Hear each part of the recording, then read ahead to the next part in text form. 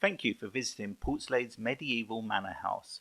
We hope you enjoy your self-guided tour of this 900-year-old historic ancient monument.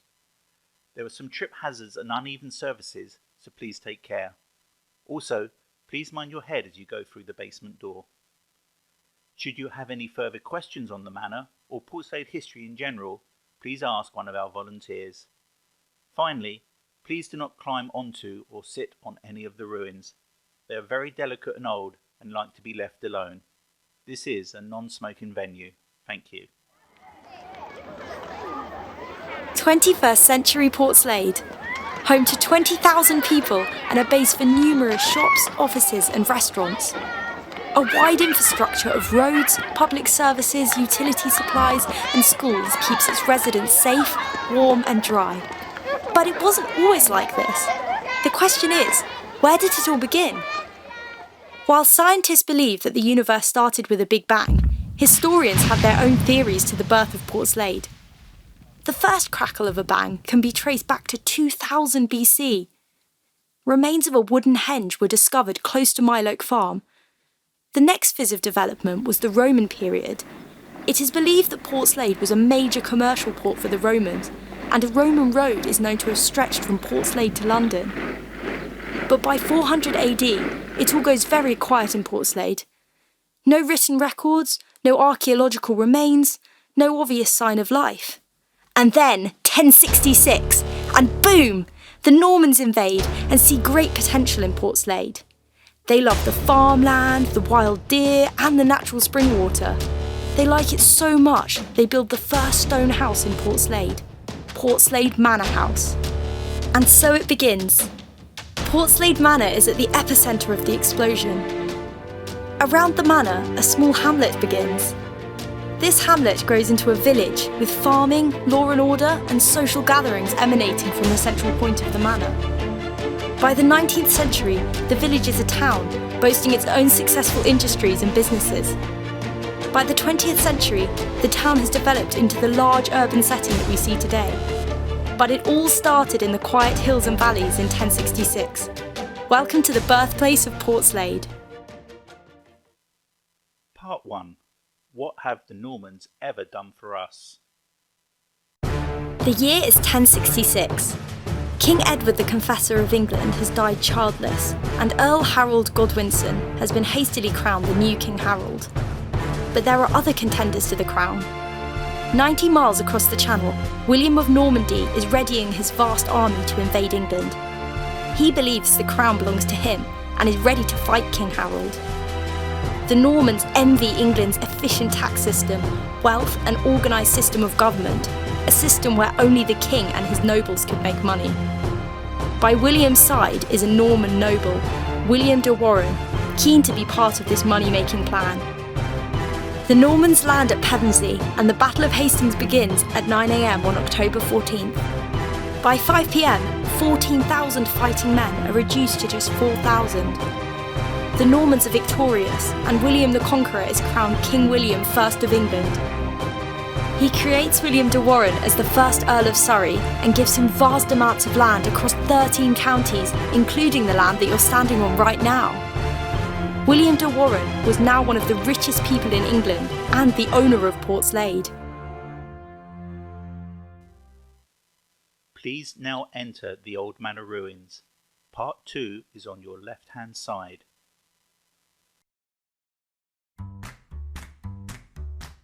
The Normans forged the political and social landscape of England from 1066 to 1154. Part of this change was the construction of residential and religious structures using stone. Portslade Manor was built in 1130 by the son of William de Warenne. Stone houses were expensive to build and therefore were a symbol of wealth and status. When the Lord of Portslade decided to build Portslade Manor House 900 years ago, it would have made a big dent in his medieval wallet, even though it was small by comparison to other Norman buildings, such as the Tower of London, which was built at a similar time. You can see from the ruins that the main material used was flint, a hard stone that came from the local chalk hills. Some of the flints are napped, which means they are cracked open to expose the shiny black stone. The flints are bonded with lime mortar, which were constructed by skilled Norman craftsmen, using local slave labour for the heavy work. At the corners of the building and on the window frames, you can see the stone is smoother and lighter in colour. This is Caen limestone, which was shipped over at great expense from Normandy. Whilst the general shape of the ruins is an L shape, the original Norman building was rectangular, with a basement at ground level and just one floor, the Great Hall above. A west wing, which was 2 stories high, and with its tall tower still standing today behind you, was added many years later. Timbers were used to complete the building, including a pitched roof. Around the manor, there would have also been several outbuildings built of timber, which served as offices to administer the estate and the workers. Part 3. What is a Lord of the Manor? The Lord of the Manor's role evolved around his oath of loyalty to his immediate superior, usually the king. He would be expected to fight and provide soldiers and arms from his manor when called upon. This was called a feudal system, which is similar to a class system. Imagine a pyramid. The king is at the top, followed by his nobles, knights, the clergy, the merchants, the tradesmen, and at the bottom were the peasants. A lord of the manor was normally appointed by the king as a thank you for his loyal services. It was common for medieval lords to own several manors, and therefore would not necessarily be in residence in the manor house. Though we tend to refer to the lord of the manor as a he, the lordship could equally be passed to a woman. Portslade's first female lord of the manor was Margaret de Burgh in 1226. Apart from collecting rents and taxes from his tenants, the Lord of Portslade had one other perk. It was custom that all items washed up on the beach between Aldrington and Hove belonged to the Lord of Portslade Manor. In 1653, this included an anchor and cable, 2 pieces of canvas and 6 yards of green woolen cloth. The Lord's daily tasks included the most mundane jobs, but before work, they woke at dawn to hear mass and pray before breakfast. They would then handle estate-related affairs such as taxes, rents or other income, and supply inventory and harvest reports to the king. In certain cases, they performed legal functions over their workers and the villagers. They settled complaints and disputes and granted the permission to marry. Medieval lords were active in political discussions for England and participated in the decision-making process. Original court records of Portslade Manor dating back to the 1600s still exist and can be viewed at the Keep in Brighton. As medieval society became more sophisticated, lords and their ladies spent more time on artistic pursuits. They patronised music, paintings and literature. Medieval lords were well versed in fencing and archery, so weapon practice was a regular pastime. Hunting and hawking were also popular, and at this time many deer roamed the Portslade Hills. Medieval lords said their evening prayers and ate their supper in the halls of the manor. After supper, there would sometimes be entertainment. This could be music, acrobatics, minstrels, jesters or dancing. When they retired for the night, the rest of the manor and the village under its wing also went to bed.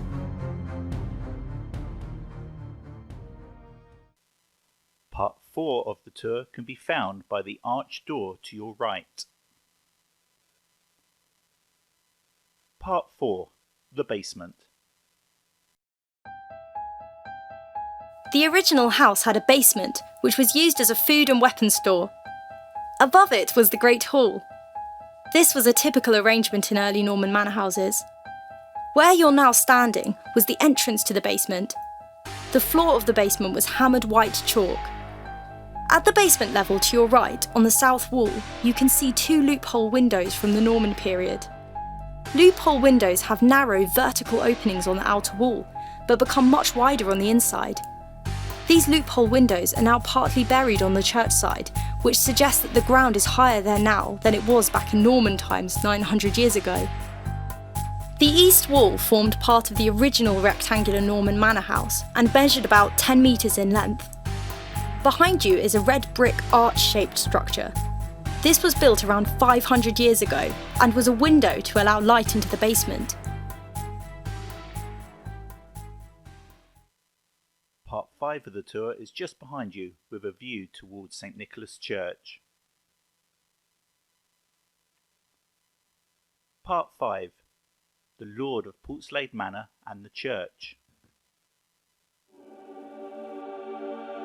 Look at how close the church is to the manor house. It is probable that the Lord of Portslade Manor built or donated the land for St Nicholas's church at the same time he constructed the manor house.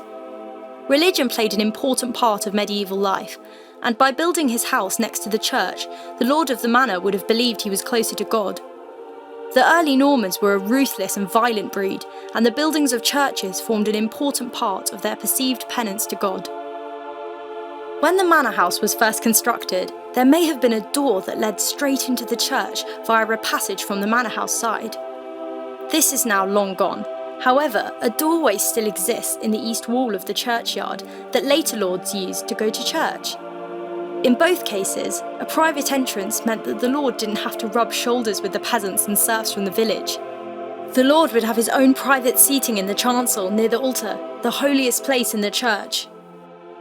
All the Portslade villagers paid a whopping 1/10 of their earnings or produce to support the church and clergy. This was called a tithe. You can find the tombs of some of Portslade's lords in the church graveyard. To get to Part 6 to hear about the Great Hall, you will need to go through the old basement door you saw at Part 4 of the tour. Please mind your head. The ground here is uneven and requires you to go up a slope. If you have mobility problems, you can still enjoy the Great Hall by standing at point 3.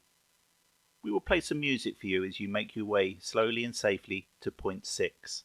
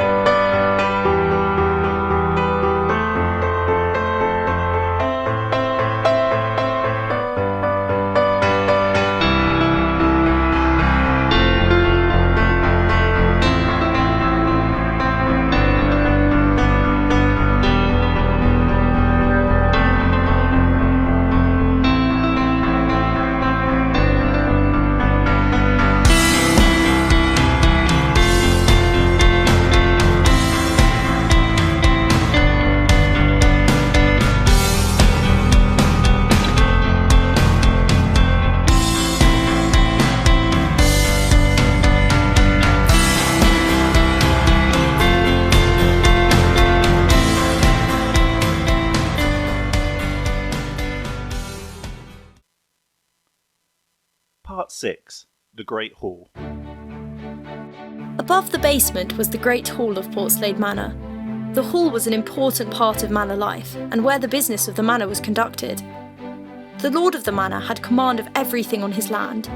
With the help of his officials, he would ensure that peasants worked the land and paid their rent and taxes. Rent was often paid in the form of grain, other produce, livestock and labour. The Great Hall was also used for receiving guests and was the place where most of the household would eat. The original entrance is in front of you. It is through this door that the lord and lady of the manor would have entered into the Great Hall. The manorial court was held in the hall, hearing disputes and deciding punishments for minor crimes. More serious crimes were heard by the King's Court. The right to hunt was highly prized by the nobles, and therefore the severest punishments were dealt out to poachers, often hanging or mutilation. Chimneys were rare in early Norman buildings. The hall had one large fire in the centre, which was used for heating and cooking.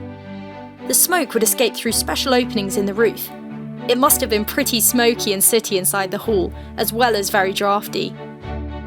In Norman times, it was common for everyone, including the servants of the house, to sleep in the Great Hall, as that was the warmest room.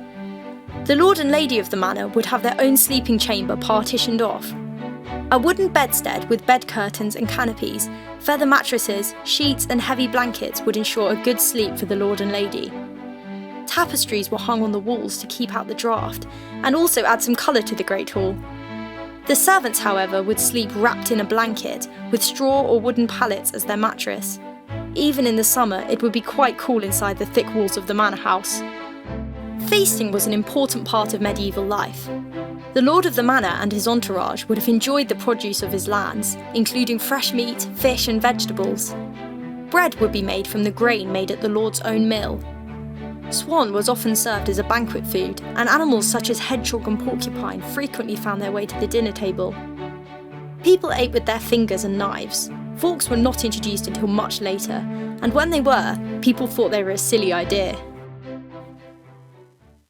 To get to part 7 of the tour, the West Wing, you will need to keep to the right by the fence and head towards the tall tower. Please take care on the uneven ground and slope. Here is some more music to help you on your journey.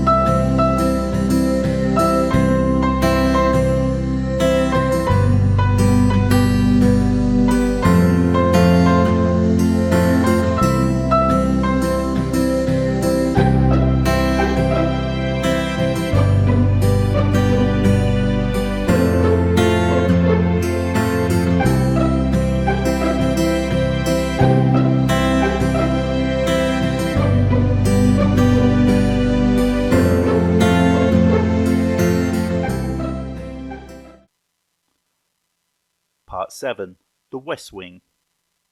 The original manor building, which was built in 1130, was the rectangular-shaped walls you saw earlier on the tour. But soon this building would seem small and dated for any progressive lord of the manor. It was decided to add a west wing and tower, giving the manor the spacious L shape you see today. It is difficult to date exactly all the additions and alterations made to the manor house.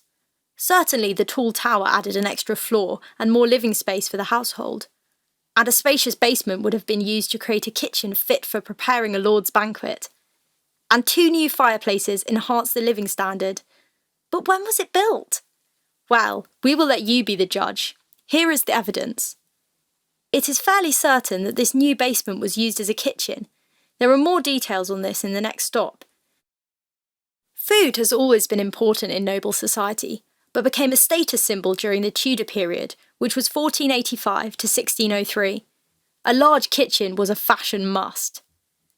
On the tower wall, just to the left of the vertical row of orange bricks, you can see some ornate decorative plaster. This is evidence that there was a posh room used by the members of the household. This style of plastering was popular between 1550 to 1640. If you look into the bottom corner of the tower, you can see remains of the wall plaster. This was lime-washed to help keep it clean and spread more light. The design technique dates back to Roman times.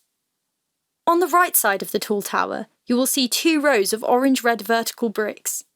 These were the decorative edges to the windows. The use of these bricks was very popular in the 16th century, so is the tower from Tudor times?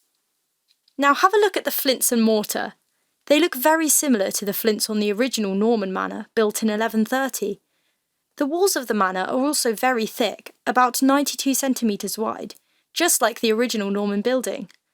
But wait, the south wall behind you, the area by the kitchen, is only 71 centimetres wide. Also on the tall tower, about halfway up, the napped flints suddenly change into large beach pebbles. So was the west wing built in 2 or 3 different phases? And finally, a fragment of ornamental plaster frieze with the date 1611 was found halfway up the inside of the tall tower. Was this the year the west wing was built? Or merely a date when it was redecorated? Or maybe the birth of a family member?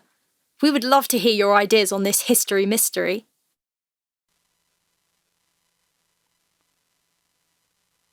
Part 8, the manor kitchen, is just a few steps behind you.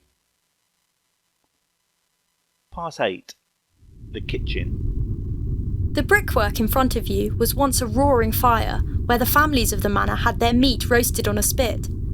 A typical Tudor kitchen would also have a charcoal stove used for general cooking and a separate bread oven. This kitchen would have been around 10 metres long and extending to the north wall behind you. The kitchen would store the wine, spices and food supplies. There would also be a separate area for confectionery, as puddings and sweets were a popular Tudor food. The kitchen would cook for the lord of the manor and also his staff. However, whilst the lord feasted on meat and several main dishes, the workers ate cabbage, mushrooms, onions, and the occasional rasher of bacon. Washing, cleaning, and laundry were important to a wealthy Tudor lord. Water for Portslade Manor was collected from the village pump, likely situated about 50 metres away in the old village. Laundry was undertaken by using a large barrel filled with water. As bleach was yet to be invented, urine was used as a whitening agent. Bathing was more of a problem, but, despite common misconceptions, wealthy Tudors washed regularly. Water would be heated in the kitchen, then poured into a specially made bathing tub. Local herbs would be added to the water, or soap made from olive oil and spices would be used. Working for the lord of the manor, the life of a peasant. There was even a class system among the peasants, with serfs well and truly at the foot of the pyramid. A serf was an unfree peasant, similar but superior to slavery. It was a system that tied tenants and their heirs to the lord of the manor for a lifetime. Serfs were denied the freedom of movement or the choice to marry without permission of their lord. In return for the work the serfs did for them, the lords provided military protection, basic shelter and justice. The peasant's life was hard and the work backbreaking. Work duties followed the seasons: ploughing in autumn, sowing in spring, harvesting in August. Work began at dawn, preparing the animals, and it finished at dusk, cleaning them down and putting them back into their stalls. The more fortunate peasants would work within the manor. Their duties included cooking, cleaning and waiting on the household. This was equally hard work as labouring, but had the benefit of being inside during the winter and swiping the odd piece of food from the kitchen stores. The peasants in the village ate mainly vegetables, plus anything that could be gathered locally, such as nuts, berries and nettles. They ate brown bread and drank weak homebrewed beer, as that was safer than drinking water, which was often contaminated. They would cook over an open fire situated in the middle of their small hut, which they shared with their animals. The most difficult time for the peasants was in late spring, when food sources were running out and new food not yet grown. A poor harvest would mean that some villagers may starve to death. If starvation didn't kill them, then disease was always waiting in the wings. Illnesses like tuberculosis, sweating sickness, smallpox, dysentery, typhoid, influenza, mumps and gastroinfections killed on a frequent basis. The average life expectancy of a peasant was just 30 years. Typically, a labourer or farmhand would work 6 days a week, although they were given the odd day off for religious holidays. Peasant leisure time was rough wrestling, shin kicking and cockerel fighting, all very popular in Tudor times. The ball was almost unnecessary to a medieval version of football, which was basically a fight with the next village. The next stop is the Manor Toilet. Unfortunately, this toilet has not been used in over 200 years, so you may have to wait until you get home. To get to part 9 of the tour, please head towards the gap opposite the tall tower. Imagine not having an indoor flushing toilet. The idea is unthinkable. But flushing toilets only became mainstream in the late 19th century. The toilet arrangements of the Norman manor house were a cesspit, a hole in the ground lined with stone or wooden planks. This was housed inside a wooden hut close to the manor house. One can only imagine the smell. When building the new west wing, the lord and lady of the manor took the opportunity to include a new posh indoor toilet called a garderobe. A garderobe was a hole built over a stone chute on the inside of the building, which discharged human waste directly to the outside. You are now looking at the exact point of where the noble poo landed. It was the job of the servant to clear this chute regularly, possibly using it as fertiliser in the kitchen garden. The word garderobe is French for cloakroom. It is probable that the toilet chute was situated in a small room where they also hung their cloaks. It was thought that the ammonia smell would protect coats and cloaks from fleas and moths. The garderobe would have been foul-smelling, and the floor scattered with rushes, aromatic herbs, and flowers to deter vermin. There was no toilet paper in those days, and most people would use sticks, leaves, or moss to wipe their bottoms. A rich lord would use lamb's wool. The final part of the tour is just to your right-hand side, by the church wall. Vegetables, herbs, and fruit were grown in the manor house gardens. Herbs from the manor garden would have been used to season food and to make remedies to treat illness. Herbs grown in the garden would have included parsley, sage, rosemary, tarragon and thyme, all still popular today. There would have been beehives in the gardens too. Sugarcane was unknown in the early Middle Ages, so honey was the only way to sweeten food. The beeswax was used to make candles, the only way to light a dark manor house at night. It is important to remember that the Lord of Portslade Manor owned vast amounts of land throughout Portslade beyond the manor house. On this land he would graze his livestock, grow produce and hunt. John Borrer, Lord of the Manor until 1866, owned 700 acres in Portslade, where he grazed 1,700 sheep. Part 11. The destruction of the manor. The old manor house was in use until 1806. At this time, the lordship of Portslade had passed to the Borrer family, who decided to build themselves a more spacious and fashionable manor house. The Georgian house in the Emmaus grounds next to the old ruins was completed in 1807 and is in complete contrast to its predecessor.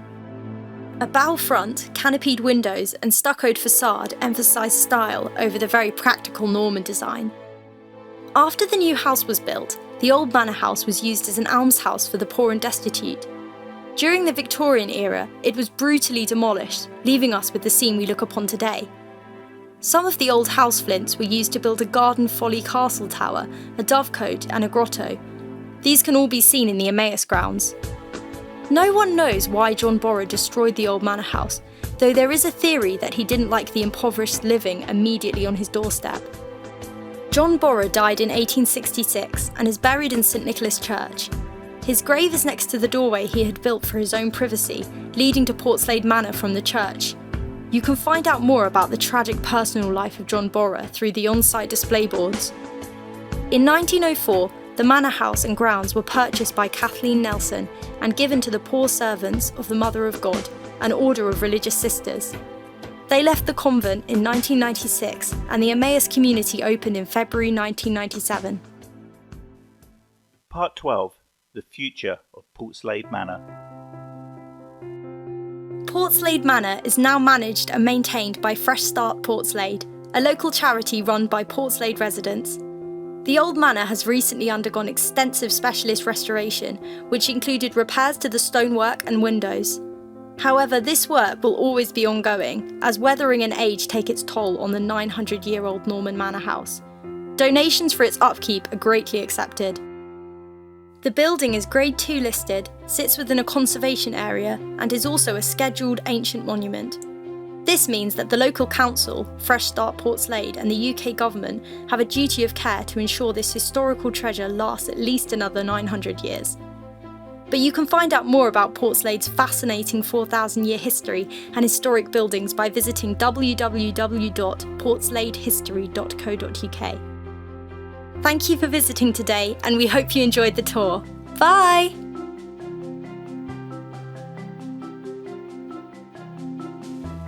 Thank you for visiting Portslade's medieval manor house.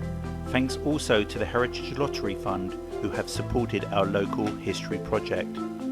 Also, music on the audio trail was supplied by Sapsplat and Ben Sound. Should you require a free map of our heritage conservation tour of Portslade, please ask a volunteer on the way out.